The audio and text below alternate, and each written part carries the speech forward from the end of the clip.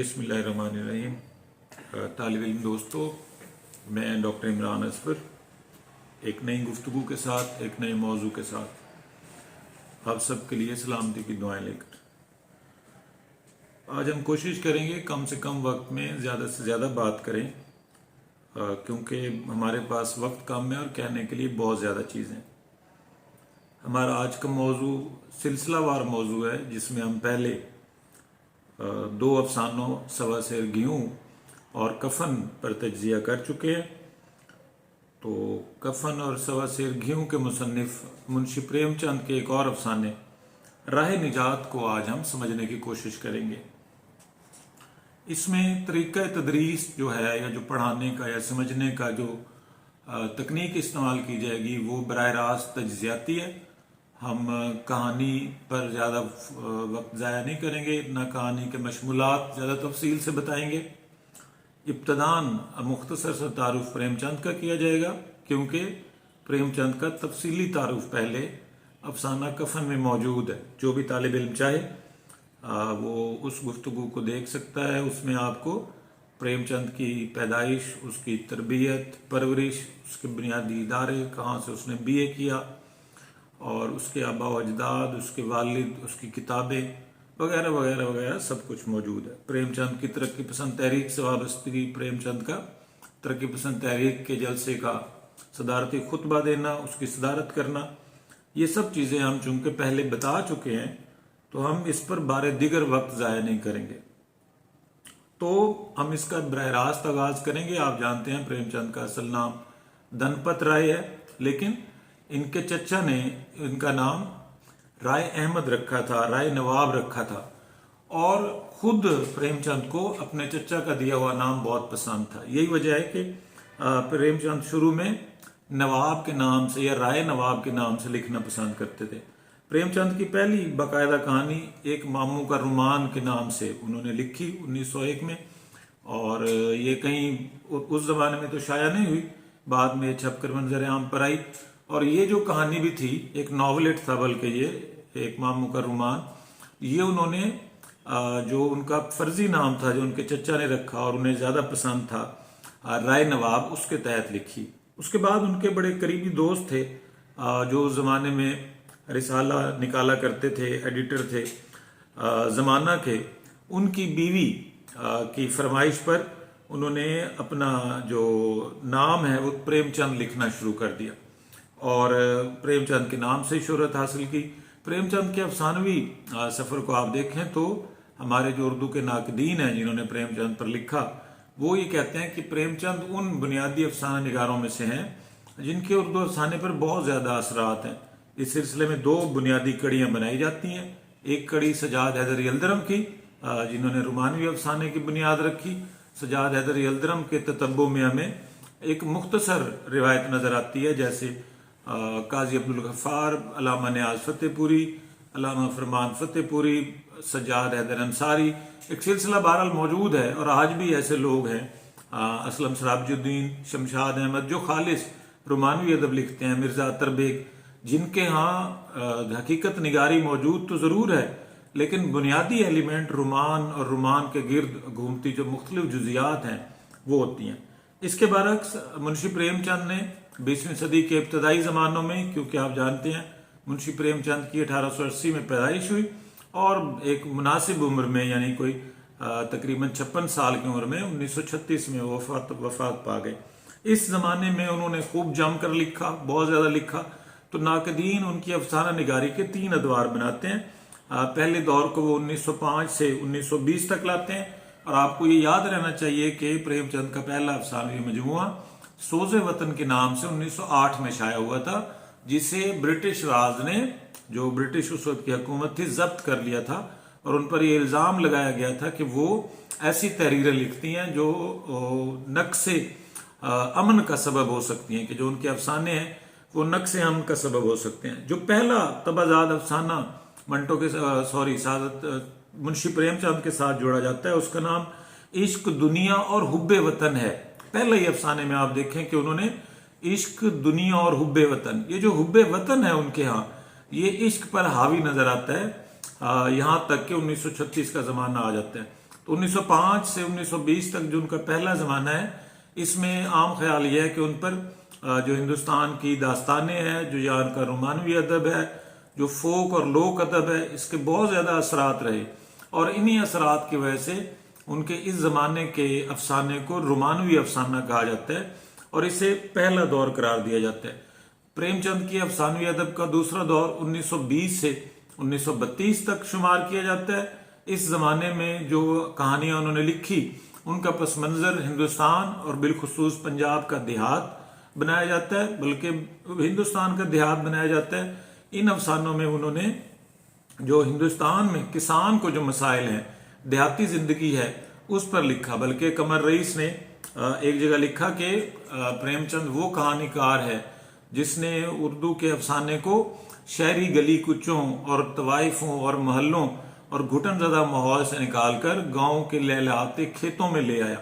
उसने खेतों का तज़किरा किया, उसने किसानों का तज़किरा किया, उसने ब्राह्मण का तज़किरा किया, उसने शूदर का तज़किरा किया, उसने हल और राहट की बात की, उसने बैल की बात की, बछिया की बात की, भेड़ों के गले की बात की। और ये बातें जिस जमाने में मुंशी प्रेमचंद ने की और जिस शक्ल में की, बड़े अफसोस के साथ कहना पड़ता है कि आज उस तरह से नहीं हो रही।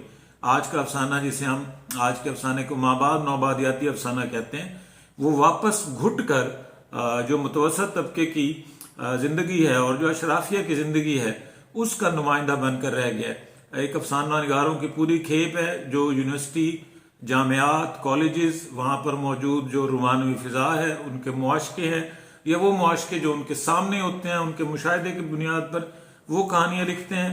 और दूसरे वो लोग हैं जो कार सरकार में या मुतवसत तबके की जिंदगी में जो उन्हें दरपेश मामलात हैं, उन्हें बयान करते हैं। और लम्हा जो फिक्रिया है, ये जो अलमिया है, इस वक्त हमारे पास उर्दू में एक भी कहानीकार ऐसा नहीं है जो पंजाब या सिंध, सरहद, बलोचिस्तान के देहात, इसके आम आदमी, इसके किसान, इसके मजदूर की कहानी को लिखे। प्रेमचंद ने इस मौजू को 1920 में पकड़ा और हकीकत यह है कि तादम मर्ग 1936 तक इसे निभाया। गो वो इसमें मुसलसल तरक्की करते रहे। अफसाने के मैदान में प्रेमचंद को आप नून मीम राशिद से उसका तकाबुल कर सकते हैं कि जिस तरह राशिद मावरात से राशिद ने जिस सफर का आगाज किया, उसकी इंतहा गुमा का मुमकिन हुई और लोग अभी तक उसके मानी के तायुन में भटके भटके फिरते हैं। बिल्कुल इसी तरह एक मामू के मुआशके से या एक मामू की कहानी से, रोमानवी कहानी से, या इश्क, दुनिया और हुब्बे वतन से प्रेमचंद ने जिस कहानी का आगाज किया, उसका नुक्ता अंजाम कफन की सूरत में सामने आया और एक इंतहाई जो उसकी सूरत थी वो कफन जैसे अफसाने की सूरत में आई और मुसलसल आपको प्रेमचंद के यहाँ एक इर्तकाई सफर मिलता है। तीसरा अहद जिसे मुंशी प्रेमचंद के साथ जोड़ा जाता है वो 1932 से 1936 का है। नाकदीन का ये ख्याल है कि ये 4 बरस एक बिल्कुल मंझे हुए मशाक, लफ्जों पर हावी, अपनी बात कहने के फन पर ताक और जिंदगी के छोटे छोटे दर्दों को, छोटे छोटे वाकयात को कमाल खूबी के साथ बयान करने वाला एक फर्द है जो चीजों को ऐसे बयान करता है कि आप उसकी जकड़ में आ जाते हैं। हमारा जो अफसाना आज राह निजात है वो दूसरे जमाने का नुमाइंदा है, 1920 से 1932 के दरमियान, लेकिन इसकी क्राफ्ट, इसकी ट्रीटमेंट, इसकी तकनीक, इसमें बयान की गई जुबान, मुहावरे, रोजमर्रा, वो किसी भी तौर से उस मशाक अफसाना निगार से कम नहीं है जो 1932 से 1936 के दरमियान शुमार किया जाता है। आप इब्तदाई देखिए कि कहानी यहां से शुरू होती है कि प्रेमचंद लिखते हैं कि सिपाही को अपनी लाल पगड़ी से, औरत को अपने गहनों से, तबीब को अपने पास या अपने गिर्द बैठे मरीजों से और किसान को लहलहाते खेतों से जो इश्क होता है वो किसी और चीज से नहीं होता। ये इब्तदा के साथ ही जो इंसानी नफ्सियात का बयान है, ये प्रेमचंद के अफसाने में, ये तवील अफसाना है, कोई ऐसा मुख्तसर अफसाना नहीं है। मेरे ख्याल में ये कम अज कम भी 15 सफ़ात के इर्द गिर्द का अफसाना होगा, 12 के फॉन्ट पे, छोटी तख्ती पे, और कहानी में वाकयात दर वाकयात एक सिलसिला शुरू रहता है। 3 इसके बुनियादी किरदार हैं, कुल मजमूई तौर पर 4 किरदार हावी होते हैं। एक किसान है जिसका नाम झींगर है, एक गल्लाबान है, भेड़ बकरियां पालने वाला है जिसका नाम बुद्धू है, एक ब्राह्मण है और एक झींगर का दोस्त हरिहर है। हरिहर डाकू है और राहजन है, तखरीबकारी करता है और ऐसे काम करता है जिन्हें माशरे में बुरी निगाह से देखा जाता है। इब्तदा में ही जो झींगर है वो अपने गन्ने के खेत, जिसे प्रेमचंद ने एक लिखा है, वो उसको देख रहा है और सोच रहा है कि इस साल वो बड़ी आसानी के साथ 500-600 रुपए कमा लेगा और बहुत उसको वो अमीर हो जाएगा, मुतमव्विल हो जाएगा। और बड़ा खुश होता है, अपने खेत देखता है, बहुत ही फूला नहीं समाता, हर बंदे से झगड़ा करता है कि उसकी कोई ज्यादा जमीन भी नहीं होती। चूंकि प्रेमचंद अब बीघे, जो हमारे यहाँ आपको पता है कनाल, बीघे और एकड़ का निजाम होता है, हम अमूमन कनाल और एकड़ को उर्दू में इस्तेमाल करते हैं, बीघे का लफ्ज नहीं करते। तो लेकिन प्रेमचंद के यहाँ ये लफ्ज बड़े तवातुर के साथ ये इस्म दोहराया जाता है, जो एक खास जमीन की पैमाइश होती है। 20 मरले जमीन को 1 कनाल, 4 कनाल जमीन को 1 बीघा, यानी 80 मरले जमीन 1 बीघा, और 2 बीघा जमीन 1 एकड़ पर मुश्तमिल होती है, यानी 180 मरला जमीन 1 एकड़ पर मुश्तमिल होती है, और 25 एकड़ मिलकर 1 मुरब्बा जमीन बनाते हैं। तो ये एक छोटा सा जमींदार है जिसके पास लगभग 20 कनाल जमीन है, जिसमें उसने गन्ना काश्त किया हुआ है, गन्ना अपने अरूज पर है और उसकी कटाई का वक्त आ चुका है। और आप जानते हैं जब गन्ना तैयार हो जाता है तो उसके जो सिरे हैं वो खुश्क पत्तों की तरह हो जाते हैं। अब यहाँ तफासील है कि ये जब गन्ना तैयार होगा तो इससे रौ निकलेगी, इससे गुड़ तैयार होगा, इससे लोगों का रिज्क तैयार होगा, इससे जानवरों का गला तैयार होगा, इससे खेतों के लिए सामान तैयार होगा, जो इसकी जड़ें जमीन में रह जाएंगी उन्हें हल चलाकर खाद के लिए इस्तेमाल किया जाएगा। और जो किसान के मुख्तलिफ मुतल्लिकात हैं उसका तज़किरा अफसाने में बड़ी खूबी से है। एक दिन जो झींगर है वो अपने खेत में अपने बेटे के साथ, जो उसने साथ बगली खेत में सब्जियां लगाई होती हैं, तो मटर की फलियां छील रहा होता है। और आप देखिए कि प्रेमचंद कैसे मौसम की सब्जियों के साथ चल रहे हैं कि चूंकि सर्दियों में जो ये गन्ना है जिसे आप उसकी जो उगाई होती है या खेती होती है या उसको काटा जाता है, तो सर्दियों में ही मटर की सब्जी होती है। तो मटर निकाल रहा होता है, अपने छोटे से बच्चे के साथ खेल रहा होता है, तो वो देखता है कि बुद्धू या बुधुआ सामने से अपनी भेड़ें लेके आ रहा है। बुधुआ एक गल्लाबान है जो लोगों की भेड़ें चराता है, उसके बदले में उनसे पैसे लेता है, खुद अपनी भेड़ें भी बीच में रखता है, उन भेड़ों की ऊन उतार कर और वो कंबल बनाता है, वो कंबल बेचता है। और जब न्याज का मेले का मौका आता है तो वो भेड़ों का भी कारोबार करता है और आहिस्ता आहिस्ता वो अमीरी की तरफ बढ़ता है। गो उस वक्त वो झींगर के निस्बत खासा गरीब होता है। झींगर जब उसे आता देखता है उसके गले को, तो उसे बड़ा गुस्सा आता है और वो सोचता है कि ये जानबूझकर मेरी फसल तबाह करना चाह रहा है, और वो उसे मना करता है कि अपना गल्ला यहां से हटा लो। बुधवा ये समझता है कि जिद लगा लेते हैं दोनों किसान। अब दोनों किसान हैं, वो एक जमींदार है और एक मजदूर है, लेकिन दोनों का वास्ता जमीन के साथ है। दोनों जमीन के सीने से फूटने वाली फसलों से अपना और अपने बच्चों का पेट पालते हैं और अपना रोजमर्रा की जो जिंदगी है वो गुजारते हैं। इस पूरी जिद में बुधवा जो है वो एक किनारे पर पगडंडी पर बकरियां डाल देता है और दावा करता है कि झींगर की फसल को कुछ नहीं होगा। और वो कहता है कि अगर तुम्हारी फसल को कुछ हो तो तुम मुझे बिठाकर जितनी गालियां मर्जी देना, जितनी खरीद खरीद मर्जी सुनाना। इस पर झींगर जो है उस पर गुस्सा होता है। जब बकरियां जो ही अंदर घुसती हैं खेत में और पगडंडी पर चलने लगती हैं, तो जाहिर है उनको जब सब्ज गन्ने के पत्ते नजर आते हैं तो वो उनकी तरफ लपकती हैं। ये देखते ही झींगर, क्योंकि वो पहले ही वसील मशहूर है, बंदे बंदे से झगड़ रहा है, क्योंकि वो एक ताव में है। जैसे अफसाना निगार ने शुरू में कहा कि पुलिस वाले को अपनी सुर्ख टोपी पर, अब ये वो पुलिस वाला है जो राज बरतानिया का मुलाजिम है और उसके सर पर एक पगड़ रखा जाता था जो उसे आम हिंदुस्तानियों से या घटिया हिंदुस्तानियों से अलग किया करता था, और वो राज बरतानिया का नुमाइंदा हुआ करता था।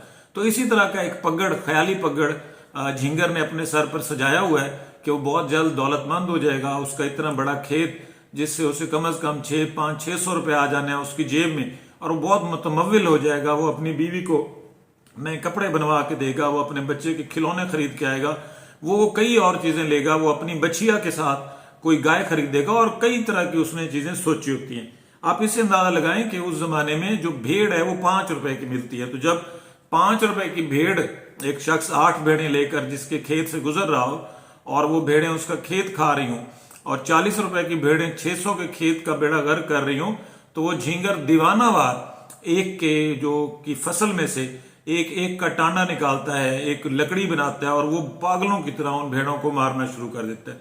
किसी भेड़ की टांग पर चोट लगती है, किसी की कमर पर चोट लगती है, और जो बुद्धुआ है या बुद्धू है वो खामोशी से खड़ा ये तमाशा देखता रहता है। वो वहां से अपने जानवर लेकर चला जाता है और झिंगर घर आ जाता है। तो झिंगर को मोहल्ले के लोग समझाते हैं, गांव के लोग समझाते हैं कि ये तुमने क्या किया, सिर्फ एक तुम्हारा एक का खेत नहीं है, यानी गन्ने का खेत नहीं है, हम भी कमाद, आपको पता है पंजाब में से कमाद कहा जाता है, हम सब भी कमाद का खेत रखते हैं। और तुम्हें मालूम है कि किसान के पांव जमीन पर बड़े नाजुक होते हैं, रेत में धसे हुए होते हैं, उसे सर झुका कर चलना चाहिए क्योंकि उसकी खेती मिनटों में राख में बदली जा सकती है। लोग उसे समझाते बुझाते हैं, उसको बहलाते हैं कि झिंगर तुम हर एक से लड़ते झगड़ते रहते हो, तुम्हें चाहिए कि तुम बुद्धू के पास जाओ, उससे माजरत करो और उसे कहो कि मेरे से गुस्से में ऐसा हो गया, वरना हम भाई है। लोगों के कहने के लाने पे वो ये बात मान जाता है और वो चल पड़ता है अपने घर से कि बुद्धू के गले में जाकर उससे माजरत करेगा और चीजें रफा दफा कर लेगा। जो ही वो थोड़ा फासला तय करता है तो उसे एक तरफ से आग की लपकें आती हुई महसूस होती हैं। उसे ऐसे लगता है जैसे किसी खेत में आग लगी हुई है, वो उस तरफ चलना शुरू कर देता है, आहिस्ता आहिस्ता उसकी रफ्तार बढ़ने लग जाती है, वो भागने लग जाता है। उसे शायबा होता है कि ये उसका खेत जल रहा है, लेकिन उसके पहुंचने तक उसका सारे का सारा खेत जलकर राख हो जाता है। लोग भागते हैं, कोई मिट्टी डाल रहा है, कोई आग बुझाने के कोई तरीके इस्तेमाल कर रहा है, लेकिन ना सिर्फ उसका खेत बल्कि अतराफ के भी बास खेत जल जाते हैं। अब सब जानते हैं खेत किसने जलाए हैं, सबको मालूम है कि ये काम किसने किया है, लेकिन ये हो चुका था कि झिंगर के पल्ले कुछ नहीं रहा था और उसका जो 600 रुपए थे किसी ने वो एक तरह से जला दिए। ये अमूमी बात है। आपको मालूम है कि पंजाब में दुश्मनियों के लिए और हिंदुस्तान में दुश्मनियों के लिए कत्ल किए जाते हैं, इज्जतें पामाल की जाती हैं, फसलों को तबाह बर्बाद किया जाता है। सरसों की फसल जब पक कर काटी जाती है, ये बड़ी आसानी से आतिश पकड़ लेती है, उसे जला दिया जाता है। कमाद की फसल को जला दिया जाता है, गंदम की फसल को जला दिया जाता है। तो इस तरह की कार्रवाइयां, किसी की कपास पड़ी हो तो उस पर उसको पानी की सेम उसको लगा दी जाती है ताकि किसान का अच्छा खासा नुकसान हो सके। यहां भी ऐसे होता है, झिंगर रास्ते में आ जाता है, मजदूरी करने लग जाता है और वो बड़े ही उसके बुरे हालात हो जाते हैं। लेकिन इस दौरान जो बुद्धू है वो बड़ा फलने फूलने लगता है, हत्ता के प्रेमचंद लिखते हैं कि फागन का महीना आ जाता है। फागन सख्त सर्दी का महीना होता है जिसमें लोगों को कंबल जरूरत होते हैं, लोगों को दूध जरूरत होती है, तो लोग उससे उसके मुंह मांगे दामों पर कंबल खरीदने लग जाते हैं। वो खासा मुतमविल हो जाता है, उसकी भेड़ें बढ़ने लग जाती हैं, वो अपना घर बढ़ाने लग जाता है, नए कमरे डालने लग जाता है। और ये सब चीजें देखकर जो झिंगर है वो दिल ही दिल में जलता कुड़ता रहता है। आखिर झिंगर ये तय करता है कि वो किसी तरीके अपना बदला जरूर लेगा। वो बुद्धू के साथ राहो रस्म पैदा करता है, उसके घर बहाने बहाने से जाता है, कभी दूध लेने जाता है, कभी उससे कंबल के भाव ताव करने जाता है, कभी किसी बहाने से जाता है और आहिस्ता आहिस्ता उसे ये भरोसा दिलाता है कि उसके खेतों को बुद्धू ने आग नहीं लगाई और वो किसी हत्ता के एक बार बुद्धू उससे पूछता है कि अगर तुम्हें वो शख्स मिल जाए जिसने तुम्हारे खेत को जलाया है तो तुम उसके साथ क्या करोगे।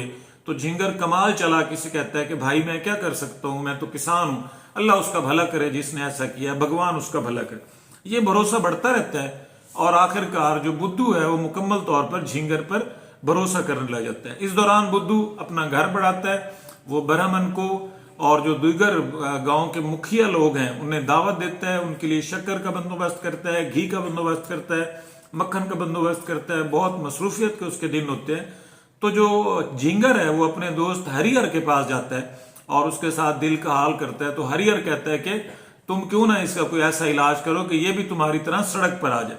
वो दोनों कुछ सोचते हैं और सोचने के बाद जो झिंगर है वो बुद्धू के पास जाता है। बातों बातों में वो उससे कहता है कि मैं सुबह से शहर चला जाता हूँ, वहां काम करता हूँ, मजदूरी करता हूँ, शाम को जब मैं वापस लौटता हूँ तो मेरे पास गिजा या घर के चूल्हा जलाने के भी पैसे नहीं होते और दिन भर मेरी बच्चिया, जो कि आप जानते हैं उनके लिए गौ माता होती है, मुकद्दस होती है, वो दिन भर अब घर में बंधी रहती है, हत्ता कि कोई उसकी देखभाल भी नहीं करता, उसको खुराक भी नहीं दी जाती। और मुझे बड़ा दिल जलता है कि गौ माता मेरी इस तरह परेशान रहती है। वो आहिस्ता आहिस्ता बुद्धू को अपने एतमाद में लेता है और आखिरकार अपनी बच्चिया या अपनी छोटी गाय उसके हवाले कर देता है। अब वो जश्न का दिन आ जाता है जिस दिन बुद्धू ने फैसला किया हुआ कि वो जो गांव के मुखिया हैं उससे और ब्राह्मण खानदान के जो नुमाइंदा लोग हैं जिनकी गांव पर हुकूमत है उन्हें अपने पास दावत देता है। यहाँ फिर जो प्रेमचंद जिंदगी का जो फलसफा है कि जब लक्ष्मी किसी के पास आती है, मुराद दौलत, जब दौलत किसी के पास आती है तो उसकी जात पात नीचे रह जाती है, उसका समाजी मर्तबा नीचे रह जाता है और वो सबसे ज्यादा अहम होने लग जाता है, लोग उसकी तरफ तवज्जो करने लग जाते हैं। और ऐसी तवज्जो बुद्धू को हासिल थी जिसका बड़ा कलक होता था झिंगर को, वो अब किसी ना किसी तरह की अपनी गाय बंधवा देता है और उस फंक्शन का हिस्सा बन जाता है, उस तकरीब का। तो सारा दिन बुद्धू अपने कामों में मसरूफ रहता है और शाम को जब झिंगर उसके पास जाता है तो उससे पूछता है कि मैंने बछिया तुम्हें दी थी उसका क्या हाल है। तो बुद्धू कहता है वो ठीक होगी, तुम्हारे सामने मैंने उससे भेड़ों के गले में बांध दिया था और वो सही सलामत हो गया, हम उससे देखते हैं। तो झिंगर कहता है तुमने कोई गलती तो नहीं की, तुम्हें पता है वो मेरे लिए तो वही सब कुछ है, ये वो इस तरह की बातें होती हैं। तो वहां एक शख्स भागता हुआ आकर कहता है कि बुद्धू के गले में झिंगर की बच्चियां मरी पड़ी है।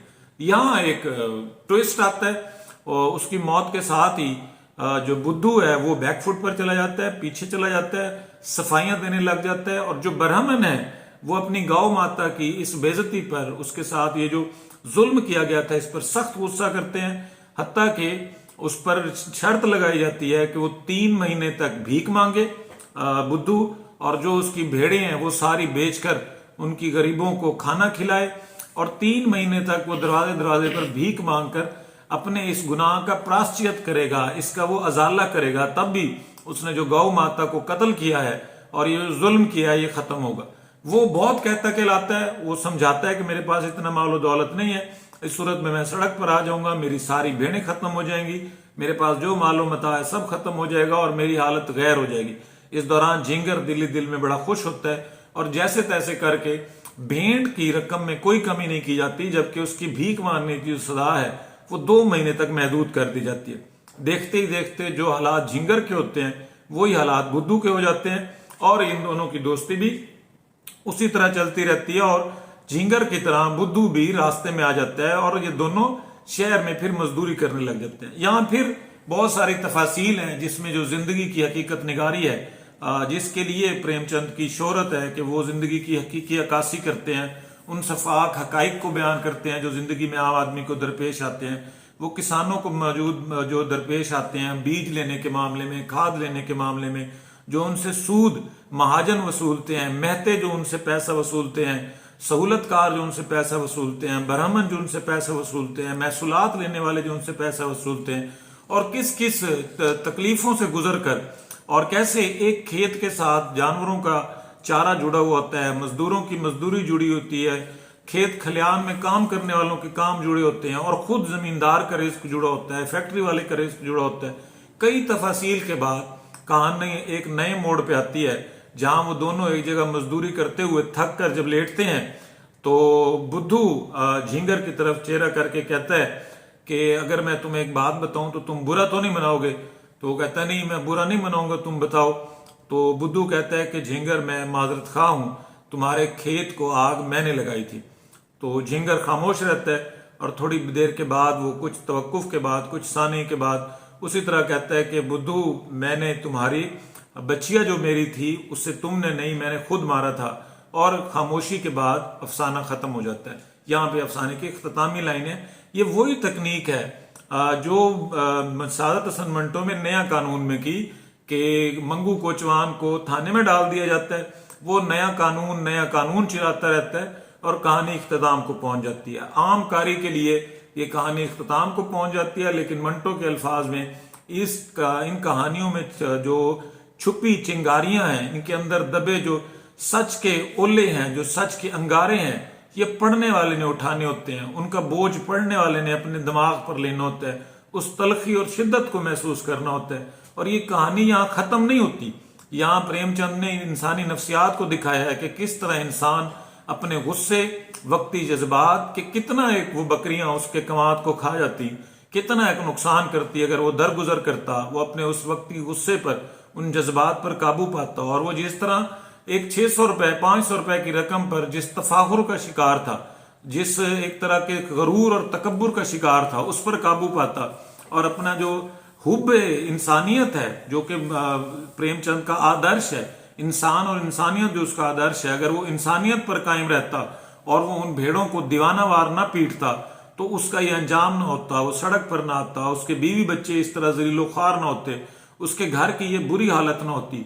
और बैन उसी तरह अगर बुद्धू जो है उसके खेत को आग न लगाता तो उसके बदले में झिंगर अपने दोस्त, अपने डाकू और राहजन और तकरीबकार दोस्त के साथ मिलकर उसकी पूरी लुटिया न डबोता और उसके खानदान को सड़क पर न लाता। लेकिन वो इंसान की नफ्सियात के एक और पहलू को भी जाहिर करता है कि इंसान ये सब करने के बाद भी अपने जमीर का कैदी रहता है, वो बदला ले लेता है, वो दूसरे को वैसा बना लेता है जैसा वो चाहता है, वो दूसरे से सब छीन लेता है, लेकिन उसका जमीर मुतमईन नहीं होता ता वक्त के वो अपने जमीर का बोझ सच की सूरत में, झूठ की जो कहानी है उसको खत्म करके सच की सूरत में अदा नहीं कर देता। मंटो का अफसाना नया कानून हो, वहां सच गुमशुदा है जिसको कोई नहीं पा सकता, और मंगू कोचवान अपने घड़े हुए सच में, अपने तखयली सच में जेल की सलाखों के पीछे चला जाता है, चिखता चलाता रहता है, पुलिस वालों के ठुड्डे सहता है, अंग्रेजों की मुक्के और एक बेकसी जो उनसे उसे मिलती है, बेबसी का सामना करता है। जबकि यहाँ जो झिंगर और बुद्धू हैं वो अपने जमीर का बोझ हल्का करते हैं, क्योंकि प्रेमचंद के यहाँ जो बुनियादी जुड़त है वो देहात की कहानी के साथ है। वो एक देहात का जीता जागता फर्द है जो देहात की जिंदगी के हर जुज़ से इश्क करता है। जब आप प्रेमचंद को पढ़ते हैं तो आपको ऐसे महसूस होता है जैसे आप पंजाब के किसी गांव में, लाहौर के किसी गांव में, सरगोदा के किसी गांव में, मुल्तान के किसी गांव में उन खेतों के किनारे हैं, उन कपास की टहनियों को देख रहे हैं, उन कमाद के खेतों को देख रहे हैं, उन हल चलाते मजदूरों को देख रहे हैं, उन ट्यूबवेल पर खड़े हुए किसान मजदूरों को देख रहे हैं जो जमीन का सीना चाक करके आपके और हमारे लिए रिज्क पैदा करते हैं। और प्रेमचंद का जो हुब्बे वतन है उसकी इब्तदा 1905 से होती है और आखिरी वक्त तक उसने अपने आम आदमी को, अपने आम आदमी के मसाइल को, अपने किसान के मसाइल को, उसके नफ्सियाती मसाइल को, उसके मुआशी मसाइल को, उसके इखलाकी मसाइल को मौजू बनाया। ये अफसाना खास तौर पर जो मुतवसत तबके का और गरीब निचले तबके का जो इंसान है उसके नफ्सियाती और इखलाकी मसाइल का नुमाइंदा है। यहाँ मईशत पर इखलाकियात हावी है कि वो अपने वक्ती जज्बात की रौ में बहकर वक्ती गुस्से में अपना घर उजाड़ लेते हैं, दूसरे का घर उजाड़ लेते हैं और आखिरकार लोगों की मशीनों पर, लोगों के रंधों पर, लोगों की काम पर, कारखानों में अपने जिस्म गलाते सड़ाते हैं और तमाम तर जिंदगी इंतहाई उसरत और गुर्बत की जिंदगी गुजारने पर मजबूर होते हैं, बजाय इसके कि वो मुतवाजन शख्सियत का मुजाहरा करते हुए सब्र का सामना करें और तहम्मुल और बुर्दबारी से उस वक्त को गुजारें जब कोई मामूली सी बात उनकी जिंदगी को तबाह कर सकती हो। आपने बात सुनी, आपका बहुत शुक्रिया। अल्लाह हाफ़िज़।